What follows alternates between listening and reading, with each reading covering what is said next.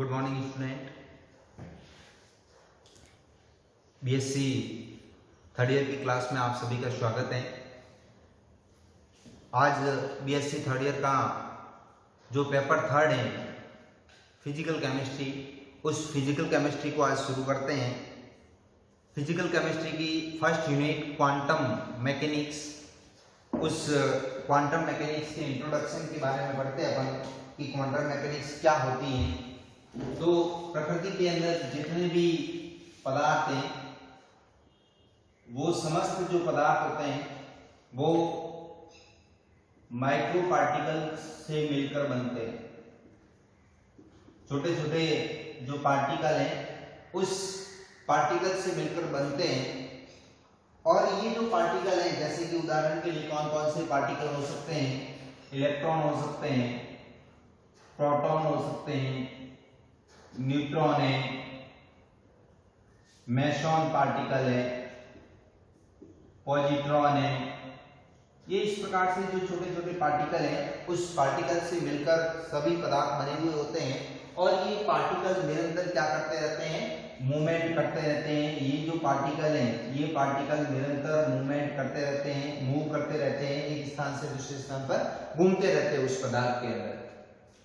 अब जो फिजिक्स है, उस फिजिक्स की मैकेनिज्म को अगर देखें तो फिजिक्स के अंदर जितने भी सिद्धांत हैं, उन सिद्धांतों का अध्ययन करने से पता लगता है कि क्वांटम जो मैकेनिक्स है, वो क्वांटम मैकेनिक्स फिजिक्स के सिद्धांतों का मैथमेटिकल विवेचन जो है वो करती है। अब जैसे कि एक ड्यूल थ्योरी है लाइट की, ड्यूल थ्योरी ऑफ लाइट। प्रकाश जो होता है वो दो प्रकार का नेचर दर्शाता है। एक तो प्रकाश का जो नेचर होता है वो होता है वेव नेचर, और एक जो प्रकाश का नेचर होता है वो होता है पार्टिकल नेचर। दोनों प्रकार का नेचर दर्शाता है प्रकाश, वो वेव नेचर भी दर्शाता है और पार्टिकल नेचर भी दर्शाता है। वेव नेचर का जो अध्ययन किया जाता है उसको कहते हैं वेव मैकेनिक्स। उसको क्या कहते हैं, वेव मैकेनिक्स कहते हैं।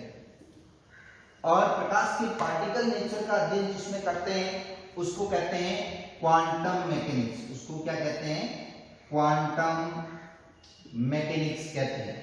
तो क्वांटम मैकेनिक्स जो है वो मुख्य रूप से प्रकाश से संबंधित जो घटनाएं हैं, उन घटनाओं का क्या करता है, विस्तार से अध्ययन करता है, उसका वर्णन करता है। अब देखो, ये जो क्वांटम मैकेनिक्स है, उस क्वांटम मैकेनिक्स के द्वारा मुख्य रूप से किस किस को एक्सप्लेन किया जाता है। तो एक तो जो एक्सप्लेन किया जाता है वो किया जाता है डी ब्रोगली इक्वेशन या डी ब्रोगली नेचर।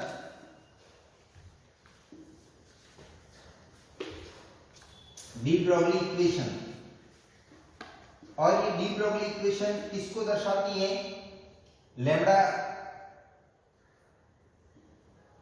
जो है उस लैम्बडा में और जो म्यू है उस म्यू के बीच में क्या बताता है, रिलेशन जो है ये दर्शाता है। इसको विस्तार से अपन नेक्स्ट वीडियो के अंदर पूरा पढ़ेंगे।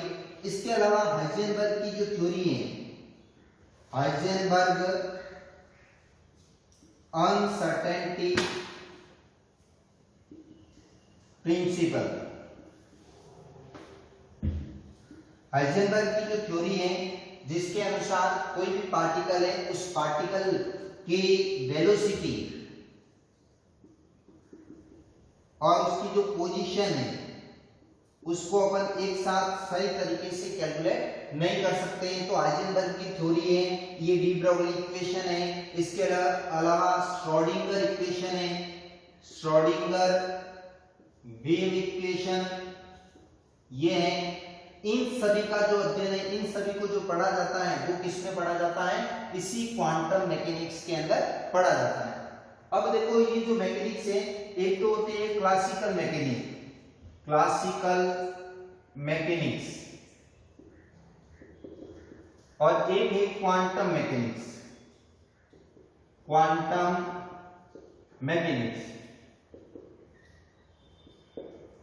अब देखो, पहले मुख्य रूप से क्लासिकल मैकेनिक्स चलती थी और इस क्लासिकल मैकेनिक्स के द्वारा जो बड़े पार्टिकल हैं, माइक्रोस्कोपिक पार्टिकल, उस बड़े पार्टिकल का जो अध्ययन है वो बहुत ही आसानी से इस क्लासिकल मैकेनिक्स के द्वारा किया जा सकता है। लेकिन ये क्लासिकल मैकेनिक्स जो है वो स्मॉल पार्टिकल या माइक्रोस्कोपिक जो पार्टिकल हैं उनके बारे में पूरा एक्सप्लेनेशन नहीं देती है। तो जो माइक्रो पार्टिकल हैं ये मैक्रो पार्टिकल के बारे में बताती है, और ये किसके बारे में बताती है, माइक्रो जो पार्टिकल हैं उस माइक्रो पार्टिकल की स्टडी कौन करता है, क्वांटम मैकेनिक्स के द्वारा की जा सकती है। जैसे कि इलेक्ट्रॉन है, प्रोटॉन है, न्यूट्रॉन है, इनके ऊपर अगर क्लासिकल मैकेनिक्स को अप्लाई कर दिया जाए तो भी रिजल्ट सही ढंग से नहीं आते हैं, जबकि क्वांटम मैकेनिक्स को अप्लाई कर दिया जाए तो रिजल्ट बिल्कुल क्या आते हैं, करेक्ट आते हैं। ये जो क्लासिकल मैकेनिक्स जो होती है वो मुख्य रूप से एक तो Newton law of motion, Newton की जो गति के नियम है उस न्यूटन की गति के नियमों पर आधारित है। इसके अलावा ये जो थ्योरी है मैक्सवेल